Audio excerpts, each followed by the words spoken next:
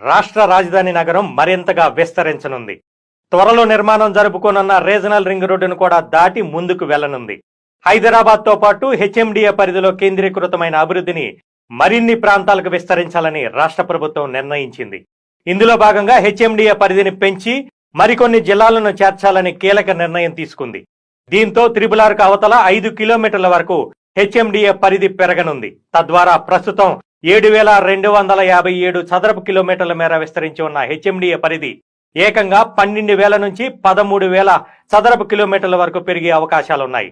సుమారు 5-6 చదరపు కిలోమీటర్ల పరిధి అదనంగా పెరగనుంది. దాదాపు 17 ఏళ్ల తర్వాత హెచ్ఎండిఏ పరిధి పెరుగుతుండటంతో హైదరాబాద్ని ఆనుకుని ఉన్న 10 జిల్లాల్లో అభివృద్ధి కొత్త పుంతలు తొక్కనుంది. ఇప్పటికే రీజనల్ రింగ్ రోడ్డు రాకతో శివారు ప్రాంతాల భూములకు డిమాండ్ పెరగగా హెచ్ఎండిఏ పరిధి పెరుగుతుండటం మరింత అభివృద్ధికి బాటలు చేయనుంది. త్వరలో హెచ్ఎండిఏ బోర్డులో రాష్ట్ర కేబినెట్